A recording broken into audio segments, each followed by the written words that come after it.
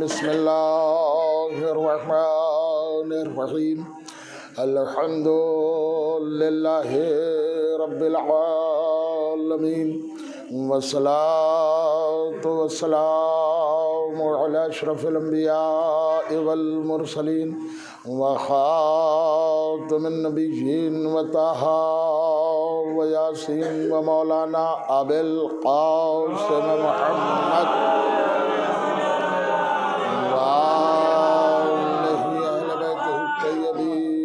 الطاہرین المعصومین المظلومین ولعنت اللہ علی اعدائہم ومنکر فضائلہم وغاصبی حقوقہم اجمعین من الان الی قیام یوم الدین اما بعد فقد قال اللہ سبحانہ تبارک وتعالی فی کتابہ المبین وہو اصدق الصادقین وقولہ الحق بسم اللہ الرحمن الرحیم انا اول بیت وضع للناس للذی ببکۃ مبارکا وہدی للعالمین صلوات۔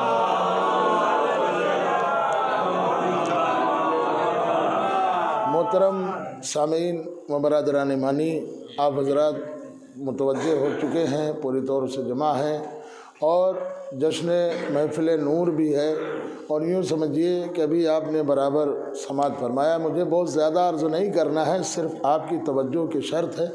دیکھیے کہ قرآن مجید اللہ کا کلام ہے، اور اس کلام کا معجزہ یہ ہے کہ خود مولا علی نے ارشاد فرمایا ہے کہ قرآن کسی بھی زمانے میں کہنا نہیں ہوتا۔ کہنا کے معنی پرانا۔ بہت سی کتابیں ایسی ہیں، آپ پڑھیے تو کوئی واقعہ لکھے ہوں گا صاحب یہ تو 100 سال پہلے والا واقعہ، اب اس کا کوئی ربط نہیں ہے، لیکن قرآن کا ایک یہ بھی معجزہ ہے۔ قرآن جب تلاوت کریے گا، پڑھیے گا تو آپ کو ایسا محسوس ہوگا جیسے آج کی گفتگو ہو رہی ہے۔ آپ ملاحظہ کریں تو قرآن کا سب سے بڑا مسئلہ جو ہمارے ہاں معصومین علیہ السلام نے بیان کیا، فرماتے ہیں کہ قرآن کا بڑے سے بڑا اگر ظالم مخالفت کرے گا تو وہ ایک نہ ایک دن ذلیل ہو جائے گا۔ ملاحظہ کریں قرآن کا بڑے سے بڑا ظالم بھی اگر مخالفت پہ آمادہ ہوگا تو ایک نہ ایک دن ذلیل ہو جائے گا۔ میں دیکھیے میں نے عرض کیا کہ میں زیادہ توجہ بس اس پر ہے کہ آپ تو چند منٹ میں آپ کی خدمت میں پوری طور سے عرض کر دوں۔ دیکھیے یہ کوئی ضروری نہیں جتنا میں سوچ کے آیا ہوں اتنا پڑھوں گا، میں آپ کے ذہن عالیہ کے اعتبار سے جتنا آپ سماعت کریں گے اسی اعتبار سے عرض کروں گا۔ دیکھیے قرآن اللہ کا کلام ہے، اور اس کلام کی خوبی ہے کہ قرآن کو انسان سمجھ نہیں سکتا ہے جب تک وہاں کے پڑھانے والے نہ ہوں۔ قرآن کو وہاں انسان سمجھ نہیں سکتا کیونکہ یہ کلام ادھر کا ہے، اور مولانا بھی تشریف فرما ہے۔ دیکھیے عربی زبان ایک ایسی زبان ہے جس میں ایک لفظ کے 70 معنی ہیں، تو کوئی چیز اگر آپ ترجمہ کریں گے، ٹرانسلیشن کریں گے، انواد کریں گے تو ایک ہی لفظ تو رکھیں گے معنی میں، اور ہے 70 معنی۔ اور اللہ کیا مراد لے رہا ہے یہ آپ کو کیسے پتا؟ تو ظاہر سی بات ہے یہ وہی والے بتا سکتے ہیں کہ اس کے اصل معنی کیا ہے۔ متوجہ ہو کر سنیں گے۔ دیکھیے قرآن کہہ رہا ہے انا کہتے ہیں بے شک کو، جہاں پہ کسی طرح کا کوئی شک نہ ہو وہاں پہ کہتے ہیں انا اولا، اول کے معنی آپ سب جانتے ہیں فرسٹ، اول کے معنی پہلا۔ آپ ملاحظہ کریں انا اولا بیتن، بیت کہتے ہیں گھر کو، بیت کہتے ہیں مکان کو۔ دیکھیے عجیب بات میں آپ کی خدمت میں عرض کر رہا ہوں، اللہ نے بیت کہا ہے۔ اب جا کر آپ پوچھ لیجئے دنیا بھر سے، بیت اور دار دونوں کے معنی عربی میں گھر کے ہیں۔ عربی زبان ایک ایسی ہے کہ ہر لفظ کے اعتبار سے معنی زبر و زیر میں معنی بدل جاتے ہیں۔ عربی زبان ایک ایسی ہے کہ زبر و زیر میں معنی بدل جاتے ہیں۔ مجھے دلیل نہیں دینا ہے، دار معنی بھی گھر ہے اور بیت معنی بھی گھر ہے، تو اللہ نے انا اولا بیتن کیوں کہا، انا اولا دارن کیوں نہیں کہا؟ سب سے پہلا گھر۔ اب آپ جائیے اس کی ڈیفینیشن پڑھیے۔ عربی میں دار اس گھر کو کہتے ہیں کہ جو بنا تو دیا گیا ہو مگر اس میں کسی نے ایک دن بھی قیام نہ کیا ہو۔ کہ آپ نے کہیں مکان بنوا دیا ہوگا، صاحب میں نے مکان بنوا دیا، میری فیملی تو ابھی یہیں بیلوے میں ہے، اب میں جاؤں گا تو اس میں دعا کروں گا، قرآن پڑھواؤں گا، پھر رہنا شروع کروں گا۔ تو دیکھیے جب تک اس میں کوئی رہے گا نہیں تو وہ اس گھر کا نام ہوگا دار۔ جہاں کوئی 3 دن رہ لے گا اب اسے دار نہیں کہیں گے، اسی کو بیت کہیں گے۔ میں کہتا ہوں اللہ میاں تیرا گھر قیامت تک دار رہتا اگر علی کعبے میں نہ پیدا ہو گیا۔ صلوات پڑھے محمد آل محمد۔ میں عرض کر رہا ہوں کہ جلدی جلدی آپ کی خدمت میں، کبھی کبھی ایسا ہوتا ہے، مجھے موقع نہیں کہ میں پورے حوالے سے بات کروں، کہ ایک شاعر تھے، وہ محفلوں میں اور مجلسوں میں، مشاعروں میں اور غزل میں وغیرہ وغیرہ، مگر جہاں بھی جاتے تھے تو وہ کہیں نہ کہیں سے کچھ شعر مولا علی ہی کی شان میں کہتے تھے۔ اب لوگ بہت پریشان ہوئے کہ صاحب مشاعرہ ہو رہا ہے اور یہ مولا علی کا کوئی نہ کوئی شعر وہ پڑھتے، تو کہا اچھا اب کہ ان کو دیکھیے کیسے کہتے ہیں مولا علی کی شان میں۔ مشاعرے میں بلایا گیا، مصرعِ طرح ان کو بتائی نہیں گئی، اور صرف جب مشاعرہ شروع ہو گیا اور بس اب ان کو بتایا گیا 10 منٹ پہلے، اور ان کے لیے ایک شرط لگا دی گئی کہ آپ ایک ہی شعر پڑھ سکتے۔ دیکھیے شعر کسے کہتے ہیں؟ اگر شعر میں پہلا ہی مصرع ہے تو اسے مصرع کہیں گے ایک، لیکن اس کا اب جب جوڑ لگا دیا یعنی 2 مصرے ہو گئے تو اس کو اب شعر کہا جاتا ہے۔ کئی شعر ہو گئے تو انہیں اشعار کہا جاتا ہے، ملاحظہ کریں، ایک ہوگا تو اسے شاعر کہیں گے، کئی ایک شاعر ہیں تو انہیں شعرا کہا جاتا ہے۔ متوجہ ہو کر سنیں گے تو ان کو مصرعِ طرح کیا دی گئی، اسے آپ ملاحظہ کریں کہ آپ دیکھیں یہ علی کے لیے کہاں سے کہہ دیں گے، کتنے بڑے شاعر ہیں، اور انہوں نے کہا کہ آپ اس پہ کہیے الٹ کے پلٹ کے پلٹ کے الٹ کے۔ ارے کیا سن رہے؟ یہ مصرع تھا، مصرعِ طرح، اس پہ مصرع لگانا تھا، کہا الٹ کے پلٹ کے پلٹ کے الٹ کے۔ میں سمجھتا ہوں کوئی بچہ ایسا نہیں جو اس مصرعے کو سمجھ نہ رہا ہو۔ اب یہ جب کھڑے ہوئے تو انہوں نے اعلان کیا کہ بھائی مشاعرے والے لوگوں تمہاری یہ مراد پوری نہیں ہوگی، میں مولا علی پہ ہی کہوں گا، اور علی نے مجھے علم دے دیا۔ ملاحظہ کریں، اور کہا جیسا کہ آپ کو معلوم ہے مجھے ایک ہی شعر پڑھنے کی اجازت ہے، اور مصرعِ طرح یہ ہے الٹ کے پلٹ کے پلٹ کے الٹ کے۔ تو انہوں نے پڑھا نبوت کے جلوے امامت میں دیکھو الٹ کے پلٹ کے پلٹ کے الٹ کے۔ صلوات پڑھے محمد آل محمد۔ ایک باواز بلند صلوات پڑھے محمد آل۔ اچھا دیکھیے میں آگے بڑھنا چاہتا ہوں۔ دیکھیے کائنات میں، دیکھیے قاری صاحب ہمارے کائنات میں کچھ لوگوں کے القاب، جیسے ہمارے پیغمبر اسلام کا لقب ہے سرور کونین، رسول اللہ کے لیے لفظ کونین کا لفظ شامل ہو، جناب سیدہ کے لیے کونین کا لفظ شامل ہو، سیدہ کونین، مولا علی کے لیے کونین کا لفظ شامل ہوتا ہے، مولائے کائنات، کائنات کہیے یا کونین۔ اچھا اب آپ دیکھیے میں بالکل سامنے کی چیز، ایک لفظ ہے دارین اور ایک لفظ ہے کونین، دونوں تو ایک ہی طرح ہیں لیکن ان کے معنی میں زمین آسمان کا فرق ہے۔ دارین کہتے ہیں دونوں جہان کو، یہ جہان اور وہ جہان، بس ہو گیا دارین۔ کونین اس سے بڑا لفظ ہے، اور صاحب کیا ہے کونین اس سے بڑا لفظ؟ کونین کہتے ہیں 7 طبق زمین، 7 آسمان، چاند، سورج، عرش، اللہ کی کرسی۔ اچھا اب اللہ کی کرسی ہی کو سمجھنا ہے، قرآن کہہ رہا ہے وسع کرسیہ السماوات والارض، اور اللہ کی کرسی زمین و آسمان سے بڑی ہے۔ تو یہ کونین لفظ بڑا ہوا۔ دیکھیے فاطمہ زہرا کو کونین کے لفظ سے یاد کیا جاتا ہے، رسول اللہ کو، مولا کائنات کو کونین کا لفظ۔ اب اس کو سمجھیے، میں جملہ آپ کی خدمت میں یوں ہی نہیں عرض کر رہا ہوں۔ تو دارین کہتے ہیں دونوں جہان کا۔ ہمارے ہاں اعلان ہوتا ہے آئیے محفل میں تشریف لے آئیے یا مجلس میں تشریف لے آئیے اور ثواب دارین حاصل کیجیے۔ تو ثواب دارین کیا ہے؟ کچھ یہاں بھی آپ کو ملے گا اور کچھ وہاں بھی آپ کو ملے گا۔ تو دارین کے معنی دونوں جہاں، اور کونین ہیں تو دونوں جہاں، لیکن کونین کا لفظ بڑا ہے، 7 طبق زمین، 7 آسمان، چاند، سورج، عرش، کرسی۔ اب آپ متوجہ ہو کہ کونین کسے کہا جاتا ہے، ذات علی کیا ہے۔ میں 4 مصروں میں آپ کی خدمت میں، اور کہنے والا کوئی مسلمان نہیں ہے، کہنے والے روپ کماری ہندو شاعرہ۔ ایک صلوات پڑھیں محمد علیہ۔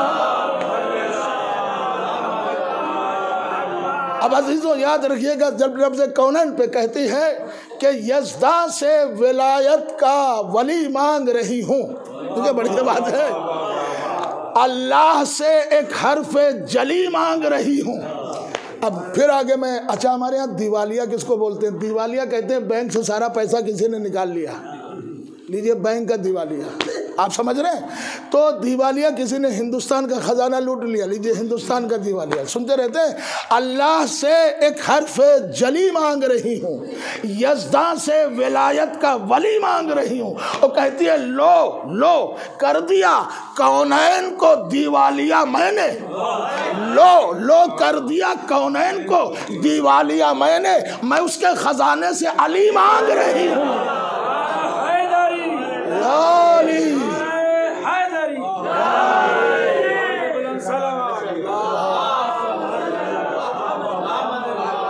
ایک باواز بلند صلوات بڑھا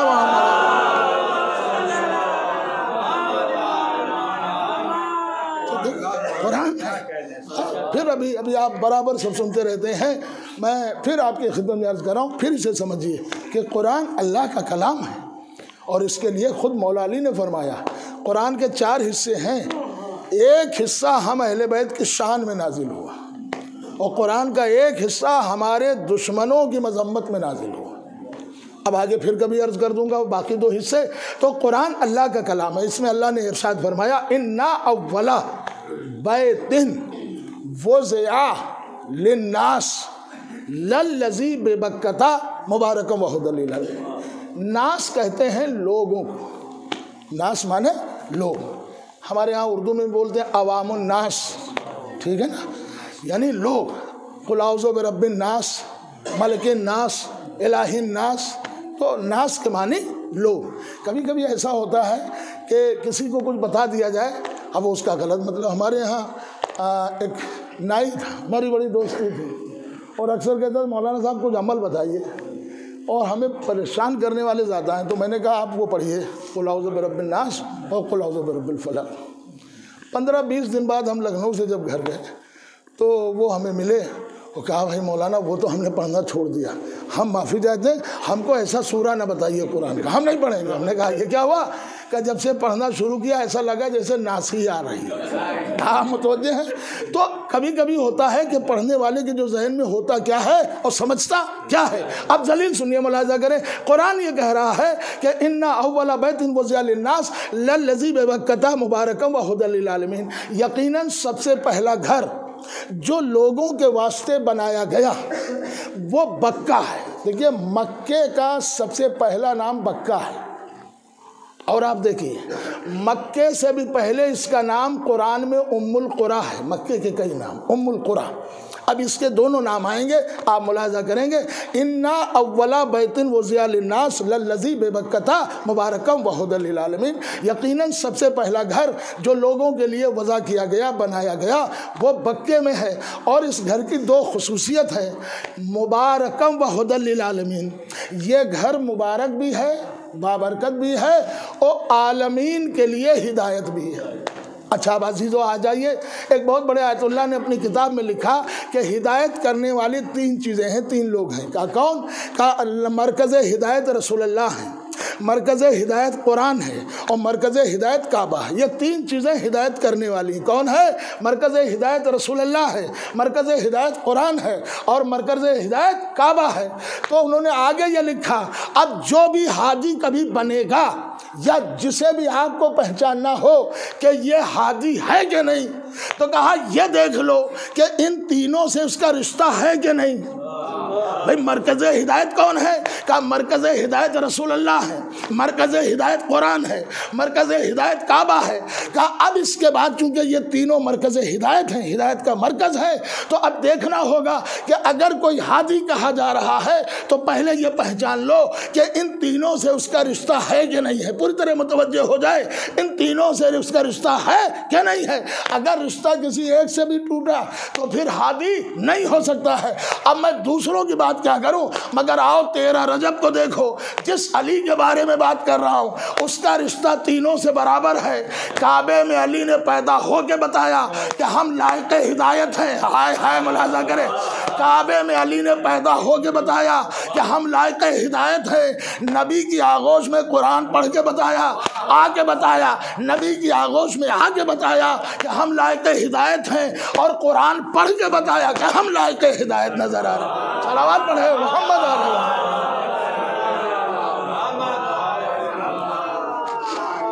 اچھا ہزاروں بار سنا ہوگا نبی کے سامنے تلاوت کرنا کھیل تماشا نہیں ہے، رسول خدا کے سامنے۔ اور سب نے اپنی اپنی کتابوں میں لکھا کہ قرآن تو ابھی نازل بھی نہیں ہوا۔ بھئی قرآن ابھی نازل نہیں ہوا ہے، اس لیے کہ نبی کی ایج اس وقت 30 سال ہے، اور جب قرآن نازل شروع ہوگا نازل ہونا تو اس وقت ایج ہوگی نبی کی 40 سال، تو قرآن ابھی 10 سال بعد نازل ہوگا۔ اور نبی کی آغوش پر علی نے قرآن پڑھا، اور جب قرآن خالی نہیں پڑھا، توریت کی تلاوت کی، انجیل کی تلاوت کی۔ احسن الانتخاب عالم اہل سنت، بہت بڑے آپ کتاب کا میں نے نام دے دیا، یہ تقیہ شریف کاکوری شریف کے رہنے والے تھے، اور انہوں نے مولا علی کے اوپر 5 جلدیں لکھی جس کا نام ہے احسن الانتخاب۔ ان کے اوپر یہ لوگوں نے بلیم لگایا کہ صاحب آپ یہ ایسی روایتیں کیوں لکھتے ہیں؟ آپ یہ کہہ رہے ہیں کہ حضرت علی وہ ہیں کہ جو آدم سے افضل ہے، اور نوح سے افضل ہے، اور ابراہیم سے افضل ہیں۔ کہا کائنات میں نبی کے بعد کوئی علی سے افضل ہے ہی نہیں۔ ملاحظہ کریں، اور پوری رودات لکھی، اور مجھے عرض نہیں کرنا ہے، صرف چند جملے آپ کی خدمت میں عرض کرنا ہے۔ دیکھیے خواجہ حسن نظامی نے اپنی کتاب میں تحریر فرمایا، ان کے زمانے میں ایک مسئلہ چھڑ گیا تھا، وہ کیا کہ صاحب علی کعبے میں پیدا ہی نہیں ہوئے جی۔ تو یہ خواجہ حسن نظامی ثانی بہت بڑے عالم گزرے، صوفی گزرے، ان کی کتابیں ہیں۔ تو انہوں نے سر عام اعلان کیا کہ میرے مسلمان بھائیوں، یہ تو بتاؤ علی، اگر تم انکار کر رہے ہو کہ کعبے میں نہیں پیدا ہوئے، تو یہ تو بتاؤ علی کہاں پیدا ہوئے؟ کہیں تو مکے میں پیدا ہوئے ہوں گے۔ جہاں بتا دو کہ علی یہاں پیدا ہوئے، ہم اسی جگہ کو کعبہ بنا لیں گے۔ صلوات پڑھے محمد آل محمد۔ اچھا دیکھیے کہ پاکستان کے رسد منتری گزرے کوثر نیازی صاحب، ان کی بڑی کتابیں آتی ہیں، یہ بھی اہل سنت والجماعت میں سے تھے۔ ان کی کتاب میں لکھا ہے، اور عجیب جملہ لکھا ہے کتاب کا، کہ صاحب اس پہ بحث ہے کہ پہلے یہ بزرگ ایمان اسلام لائے کہ پہلے علی اسلام لائے، آپ یہ کیوں ثابت کر رہے ہیں کہ یہ پہلے اسلام لائے؟ تو کہا سنیے میرے مسلمان بھائیوں، علی پہلے اسلام نہیں لائے ہیں، پہلے اسلام تو یہ لائے ہیں، پہلے اسلام تو یہ لائے ہیں، اس لیے علی اسلام نہیں لائے، اس لیے علی پیدا ہی اسلام میں ہوئے ہیں۔ صلوات پڑھے محمد آل محمد۔ ایک باواز بلند صلوات پڑھے محمد۔ کم سے کم ایک چیز کی وضاحت، ایک چیز کی تو وضاحت کر دوں تو نبی کی آغوش میں، اب آپ کبھی اندازہ کریں کہ نبی کی آغوش ہے، اور توریت، زبور، انجیل، قرآن، اور نبی تصدیق کر رہے ہیں۔ دیکھیے آپ کہیں اپلیکیشن بھیجیں، جتنا اچھا تصدیق کرنے والا ہوگا اسی مطابق اپلیکیشن کی ویلیو ہوگی۔ یہ فلاں امام جمعہ نے تصدیق کر دی، فلاں نے ارے اس میں اب کچھ نہیں پوچھنا، یہ چاہے حقدار ہو یا نہ ہو، انہیں چیز دی جائے۔ تو سب سے اہم مسئلہ تصدیق کرنے والا۔ تو جب نبی کے آغوش میں علی نے تلاوت قرآن کی، توریت، انجیل و زبور، تو اب نبی نے فرمایا، یہ ہر کتاب میں موجود ہے کہ یا علی توریت تم نے موسیٰ سے بہتر پڑھی، انجیل تم نے عیسیٰ سے بہتر پڑھی، زبور تم نے داؤد سے بہتر پڑھی، اور قرآن ایسے پڑھا جیسے میں پڑھتا تھا۔ اب دیکھیے نبی نے اپنے بھی عالم ہونے کی تصدیق کی۔ کیا سن رہے؟ صلوات پڑھے محمد آل محمد۔ ارے منا بھائی جگ جائیے، ایک صلوات اور پڑھے محمد آل محمد۔ میں نے عرض کیا میں جلدی جلدی بیان کر رہا ہوں، بہت مشکل سے، بہت ہی وقت کم ہے لہذا عرض کر رہا ہوں۔ ویسے آج کی تاریخ یہ ہے کہ جاگتے رہنا بھی ثواب ہے، سوتے رہنا بھی ثواب ہے۔ صلوات پڑھے محمد علیہ وسلم۔ جاگتے رہنا بھی ثواب ہے اور سوتے رہنا بھی ثواب ہے، اس لیے کہ اس کی محبت میں سوئیں گے جس نے ایک شب سو کے مرضی خدا خرید لی ہے۔ ملاحظہ کر رہے ہیں۔ تو عزیزوں میں عرض کر رہا تھا کہ نبی نے تصدیق کی۔ دیکھیے تصدیق کا بڑا مسئلہ ہوتا ہے۔ یا علی تم نے توریت موسیٰ سے بہتر پڑھی، اور انجیل عیسیٰ سے، یعنی اگر موسیٰ ہوتے تو ایسی کتاب نہ پڑھ پاتے، اپنی کتاب جو ان پہ نازل ہوئی۔ اگر عیسیٰ ہوتے تو یہ انجیل اس طرح کی تلاوت نہ کر پاتے جیسے آپ نے کی۔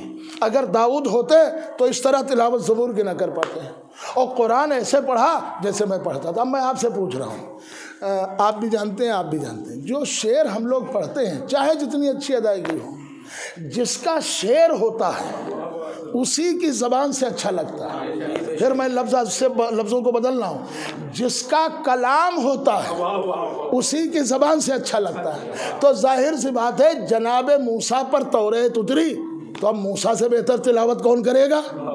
جناب عیسیٰ پر انجیل نازل ہوئی تب عیسیٰ سے بہتر انجیل کی تلاوت کون کرے گا؟ ارے جناب داؤد پر زبور نازل ہوا تو جناب داؤد سے بہتر تلاوت کون کرے گا؟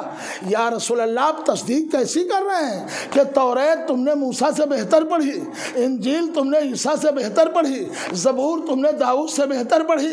یا رسول اللہ جس کا کلام ہوتا ہے اسی کی زبان سے اچھا لگتا ہے۔ اب متوجہوں کا یہی تو کہنا چاہتا ہوں کہ بھائی موسیٰ کے پاس اللہ کی کتاب تو تھی مگر اللہ کی زبان نہیں تھی۔ ہائے ہائے ہائے ہائے، موسیٰ کے پاس اللہ کی کتاب تو تھی مگر اللہ کی زبان نہیں تھی۔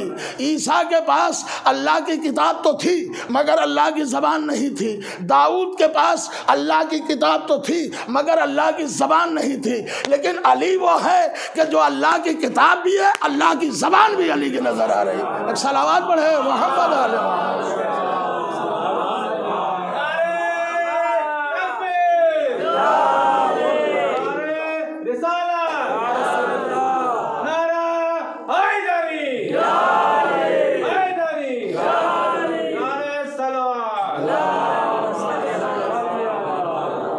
اچھا، اب عجیب جملہ آپ کی خدمت میں ہر سال سنتے ہیں لیکن کہیں نہ کہیں سے آپ کو لگے گا کہ یہ چیز نہیں لگ رہی ہے، یہ خیال اچھا ہے کہ مادر علی، ان کا نام فاطمہ بنت اسد تھا، ان کے والد کا نام اسد تھا۔ مولا علی کا ایک شرف یہ بھی ہے کہ آپ کی ماں بھی ہاشمی تھی اور آپ کے باپ بھی ہاشمی تھے، ایک شرف، یعنی ماں بھی ہاشم کی پوتی تھی، یعنی اسد کی بیٹی تھی اور اسد ہاشم کی بیٹی، ظاہر سی بات ہے۔ تو پہلا شرف کہ ماں بھی ہاشمی اور باپ بھی ہاشمی۔ ان کا نام تھا فاطمہ اور ان کے والد کا نام تھا اسد۔ اسد کہتے ہیں عربی میں شیر کو، حیدر کہتے ہیں عربی میں شیر کو، عباس کہتے ہیں عربی میں شیر کو، بڑے شیر کے نام ہیں۔ آیت اللہ دمیری عالم اہل سنت، انہوں نے کتاب لکھی ہے حیات الحیوان، جانوروں کی زندگی میں، انہوں نے لکھا ہے شیر کے 550 نام ہیں۔ مجھے موقع نہیں ہے ورنہ میں وضاحت 2-4 کی تو کر دیتا، مجھے معلوم نہیں، بس اتنا ملاحظہ کرے۔ کس کی بیٹی تھی؟ شیر کی بیٹی تھی۔ کون تھی؟ فاطمہ۔ دیکھیے اگر شیر کی بیٹی نہ ہوتی تو جب دیوار گری ہے کسی اور کی بیٹی ہوتی تو پیچھے ہٹ جاتی۔ اچھا ہمارے یہاں دیکھیے ایک اعتراض یہ بھی نیا چالو ہوا ہے، وہ کہا صاحب یہ بتائیے کہ فاطمہ بنت اسد خانہ کعبہ میں آئیں تو کیسے آ گئی؟ کیا اللہ نے ان کو بلایا تھا؟ اور وہ ان پر وحی کیسے آ سکتی ہے؟ وحی تو آدم سے لے کر محمد تک آئے گی، اس کے علاوہ کسی نبی کے علاوہ کسی اور پر وحی آ ہی نہیں سکتی ہے۔ ملاحظہ کرے، نبی کے علاوہ کسی اور پر وحی نہیں آ سکتی۔ تو فاطمہ بنت اسد نہ نبی ہے، نہ رسول ہے، نہ امام ہے، نہ معصومہ ہے، ان پہ وحی کیسے آ گئی؟ حالانکہ وحی کی قسمیں بہت ہیں۔ اب یہ بھی ایک بڑا میدان ہے، وحی کسے کسے کہتے ہیں یہ میں عرض نہیں کروں گا، مگر یہ کہا کہ فاطمہ بنت اسد اگر وحی کے اشاروں پہ آئیں، چونکہ ولادت کا وقت تھا، ایسے میں عورت گھر میں بیٹھتی ہے، فاطمہ بنت اسد مادر علی خانہ کعبہ میں آئی، اور وہ جو دعا ہے وہ پھر انشاءاللہ کبھی عرض کر دوں گا، تو یہ وحی کے اشاروں پہ اگر آئیں، اللہ کی طرف سے اگر وحی ہوئی تو وحی ان پہ کیسے ہو سکتی ہے؟ وحی آدم سے لے کر محمد تک، اس کے بعد وحی کا سلسلہ ختم ہو گیا اور وحی اسی پہ آ سکتی ہے جو نبی ہو۔ فاطمہ بنت اسد نہ نبی ہے، نہ رسول ہے، نہ امام ہے، نہ معصومہ ہے، ان پہ وحی کیسے آ سکتی ہے؟ میں نے کہا قرآن میں لکھا ہے۔ کہا قرآن میں کہاں لکھا ہے؟ میں نے کہا پڑھیے، قرآن میں اللہ نے عرض کیا ہے، اللہ نے ارشاد فرمایا ہے وَأَوْحَيْنَا إِلَىٰ أُمِّ مُوسَىٰ، ہم نے موسیٰ کی ماں پہ وحی کی۔ میں نے کہا اب یہ بتا دو، موسیٰ کی ماں کیا نبی ہیں، کیا رسول ہیں، کیا امام ہے؟ کہا نہ نبی ہے نہ رسول ہے نہ امام ہے۔ پھر موسیٰ کی ماں پر اللہ جو کہہ رہا ہے وَأَوْحَيْنَا إِلَىٰ أُمِّ مُوسَىٰ، ہم نے موسیٰ کی ماں پر وحی کی، تو اتنا تو سمجھ لینا چاہیے اگر موسیٰ کی ماں پر وحی آ سکتی ہے تو علی کی ماں پہ وحی کیوں نہیں آ سکتی؟ بھائی متوجہ ہو کر سنیں گے۔ اگر موسیٰ کی ماں پہ وحی آ سکتی ہے تو پھر علی کی ماں پہ بھی وحی آ سکتی ہے۔ اب بھی نہیں سمجھے تو اور سن لو، اما سانپ سے ڈر جانے والے کی ماں پہ وحی آ سکتی ہے، ازدر کے ٹکڑے کرنے والے کی ماں پہ وحی نہیں آ سکتی۔ صلوات پڑھے محمد آل محمد۔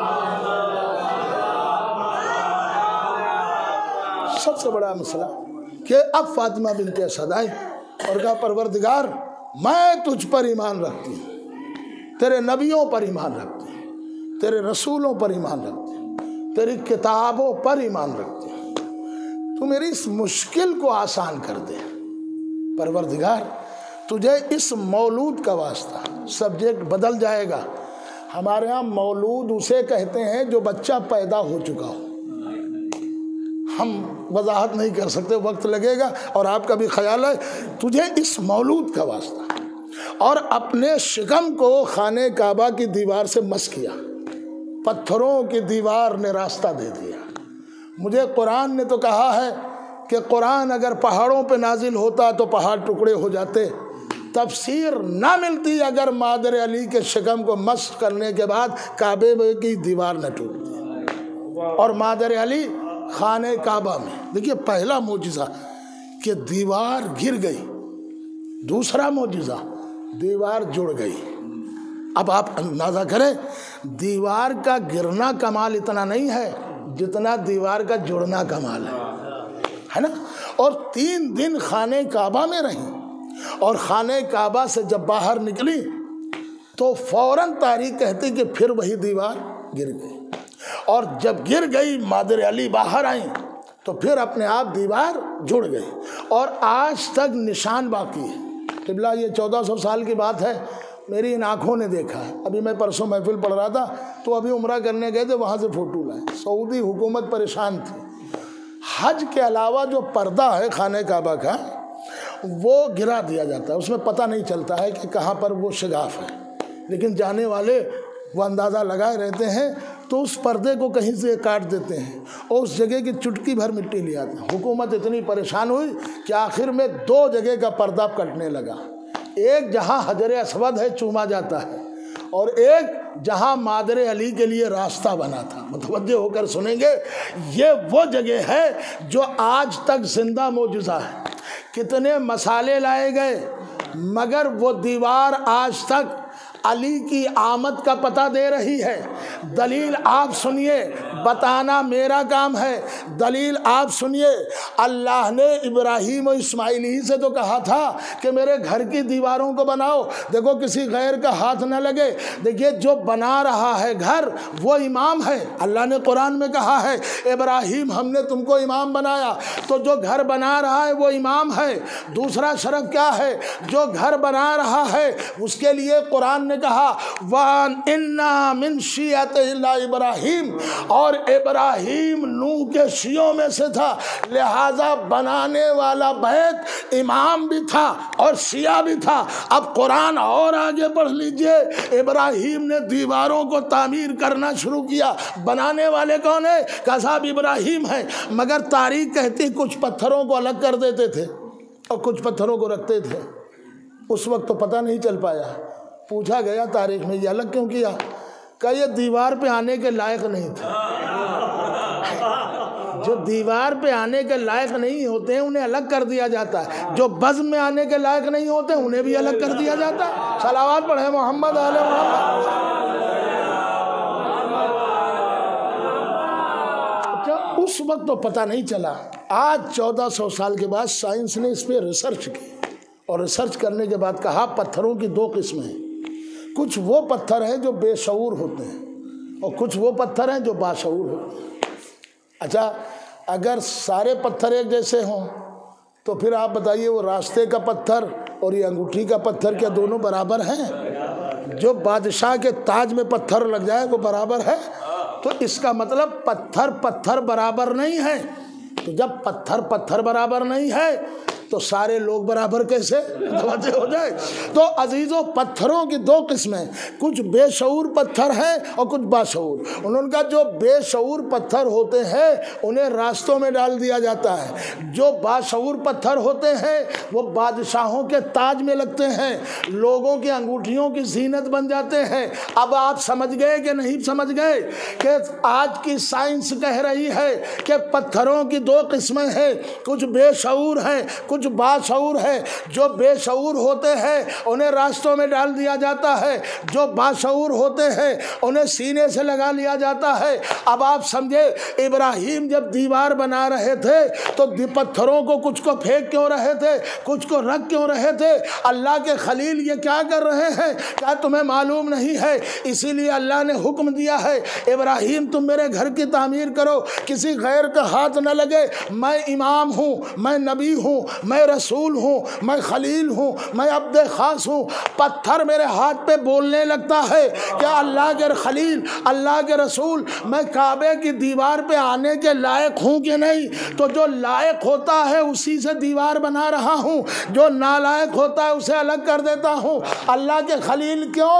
کہ اس لیے کہ جب بے شعور کو الگ کر دوں گا اور شعور والے پتھروں سے دیوار بنا دوں گا تو کل جب 13 رجب کو مادر علی خانہ کعبہ میں آئیں گی تو چونکہ یہ باشعور پتھر ہوں گے تو فوراً راستہ دے دیں گے، اگر بے شعور ہوتے تو یہ کبھی راستہ نہ دیتے۔ صلوات پڑھے محمد علیہ۔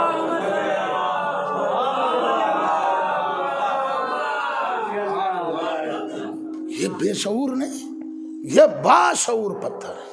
اچھا 3 دن مادر علی خانہ کعبہ میں رہے، پڑھیے جناب سارہ بھی آئیں، جناب حوا بھی آئیں، مریم بھی آئیں، اور دیکھا 3 دن کے بعد مادر علی جب خانہ کعبہ سے نکلے، میں کہتا ہوں سب آئے مگر ابو طالب نہ آئے، جسے سب سے زیادہ فکر ہونا چاہیے۔ لوگ ایمان ابو طالب پہ پڑھتے ہیں، میں تو عرفان ابو طالب پہ پڑھتا ہوں۔ کسی کی زوجہ ہے اسے تو ایسے عالم میں سوچنا چاہیے کہ میری زوجہ کہاں گئی، مگر معلوم ہے کہ جہاں گئی ہے مشیت کے اشاروں پر گئی۔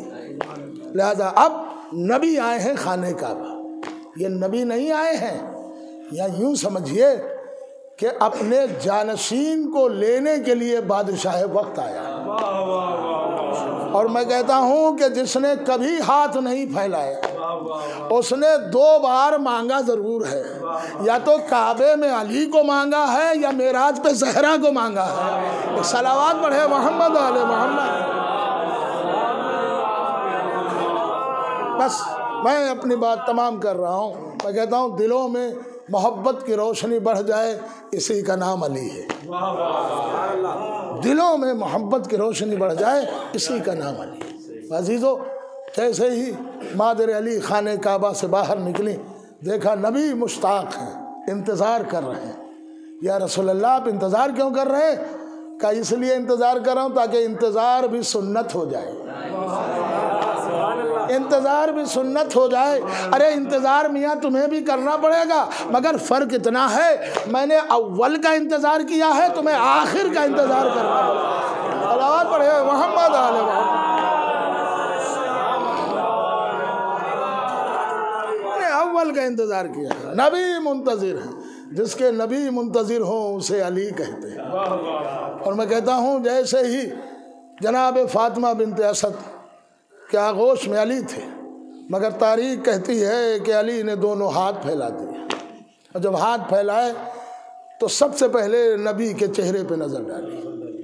کیا کہنا، ہمارے یہاں اسلام میں ہے صبح اٹھو صبح کے لیے تو سب سے پہلے اپنی ہتھیلی کو دیکھو، اس سورہ قدر پڑھو، سورہ انا زلنا، اور اگر عقیق کی انگوٹھی ہو تو اسے ہتھیلی کی طرف کرو، تمام بلاؤں سے محفوظ رہو گے۔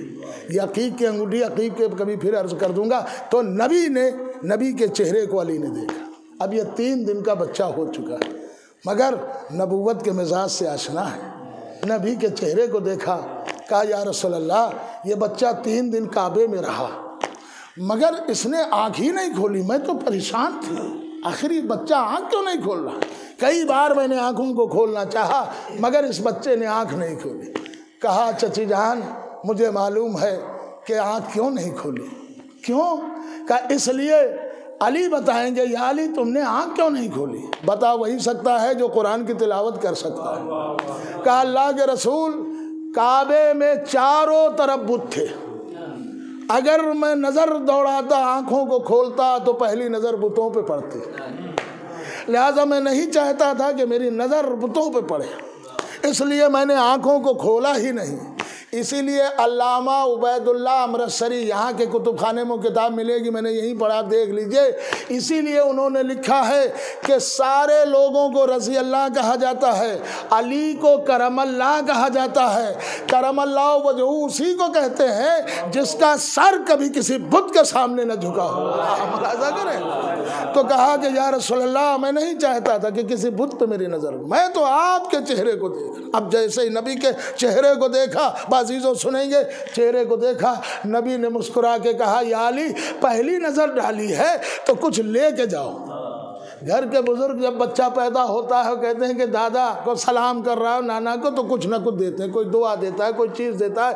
علی نے سلام کیا اپنے بھائی کو، اللہ کے گھر کے پاس سلام کیا ہے، یا یوں سمجھیے جانشین نے نبی کو سلام کیا ہے، یا امام نے رسول کو سلام کیا ہے، یا ایک کائنات نے کائنات کو سلام کیا ہے، یا یوں سمجھیے طہارت نے طہارت کو سلام کیا ہے، یا یوں سمجھیے کہ قرآن نے قرآن کو سلام کیا ہے. جیسے ہی سلام کیا نبی نے بھی مسکرا کے کہا کہ یا علی خصصتنی بالنظر وخصصتک بالعلم. یا علی تم نے پہلی نگاہ میرے چہرے پہ ڈالی تو علی میں نے اپنے کل علم کا مالک تمہیں بنا دیا. کیا کہنا، کیا نگاہ ہے علی کی. یا علی خصصتنی بالنظر وخصصتک بالعلم. یا علی پہلی نظر تم نے میرے چہرے پہ ڈالی تو لو میں نے تمہیں پورے علم کا مالک بنا دیا. میں کہوں گا یا علی کائنات میں آپ سے بڑھ کر کون ہوگا، کائنات میں آپ سے بڑھ کر کون ہوگا. ارے بچپن میں چہرے نبی پر ایک بار نظر ڈال لیں تو علم پیغمبر کو خرید لے، جوانی میں ایک رات سو جائیں تو مرضی خدا کو خرید لے. صلوات پڑھے محمد علیہ وسلم.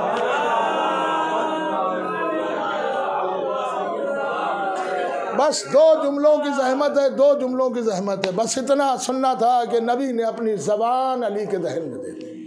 اور علی تاریخ سبھی لکھتے ہیں، علی نے زبان رسالت کو چوسنا شروع. آج کسی کے گھر میں بچہ پیدا ہو جائے، کوئی 50 سال 40 سال کا بزرگ ہو اور اپنی زبان بچے کے ذہن میں دے دے تو لوگ منع کریں گے یہ نہ کریے، ارے جراثیم منتقل ہو جائیں گے. کہاں آپ بزرگ، کہاں یہ ابھی بچہ پیدا ہوا، یہ جراثیم ٹرانسفر ہوں گے، منتقل ہوں گے. مگر میں کہتا ہوں جن زبانوں میں جراثیم ہوں گے وہاں جراثیم منتقل ہوں گے، لیکن جہاں علم ہوگا وہاں علم منتقل ہوگا. ایسا کر. اور بس عزیزو، بس آخری جملہ آپ کی خدمت میں عرض کر رہا ہوں.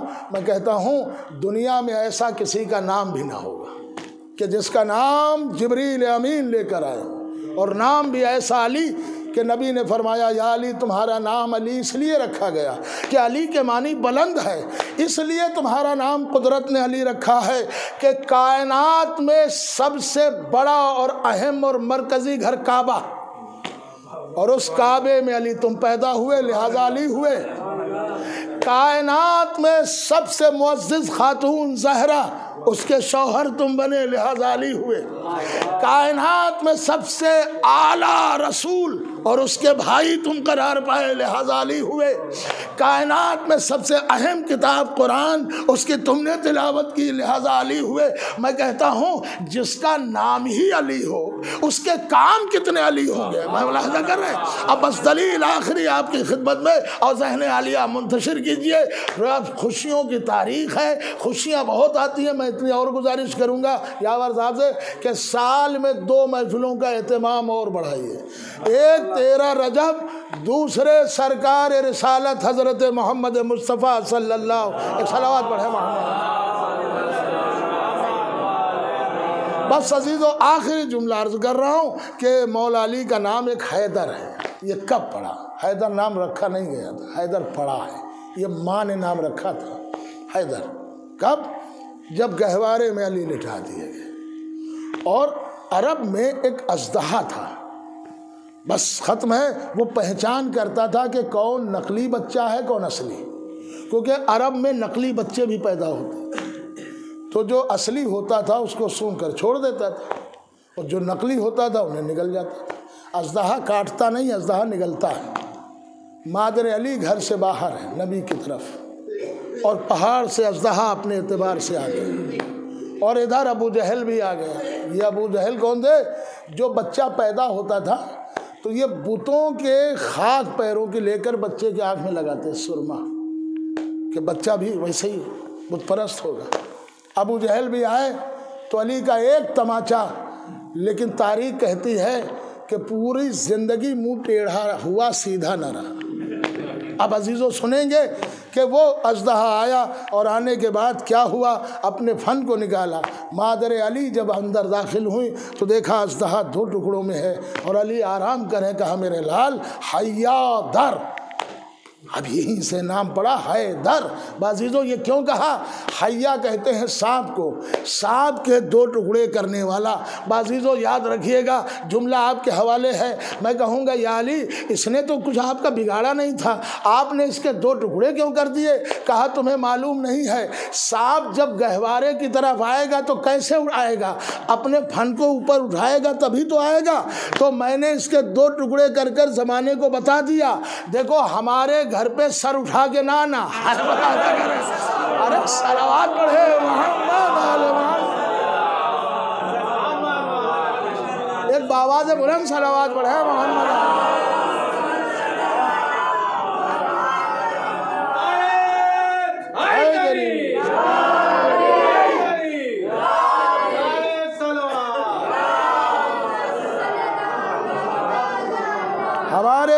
ہمارے گھر پہ سر اٹھا کے نہ آنا، ورنہ انجام یہی ہوگا۔ اسی لیے کسی شاعر نے بھی کہا کہ آمد علی کی سکہ جماتی چلی گئی، دیوار میں دریچہ بناتی چلی گئی، اور موجز نما ہے تیری ولادت بھی یا علی، کعبے میں 4 چاند لگاتی چلی گئی۔ صلوات اور بڑے محمد علیہ۔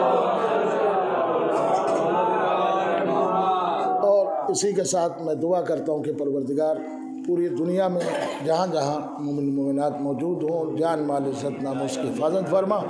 جو مومنین بے روزگار ہیں ان سب کو روزگار عطا فرما، جن مومنین کے روزگار ہیں ان سب کے کاروبار میں ترقی عطا فرما۔ تمام مومنین اور خصوصاً حاضرین کو حج و زیارات سے مشرف فرما۔ یا اللہ دنیا میں جہاں جہاں ظالم حکومتیں ان حکومتوں کو نیست و نابود فرما۔ یا اللہ جو دنیا میں رسول کی توہین کرتے ہیں، قرآن کی توہین کرتے ہیں، ان سب کو نیست و نابود فرما۔ یا اللہ تجھے واسطہ محمد آل محمد کا ہم سب لوگوں کو آل محمد کے راستے پر چلنے کی توفیق عطا فرما۔ ہم سب کا حشر محمد آل محمد کے ساتھ فرما۔ امام زمانہ کے ظہور میں تعجیل فرما۔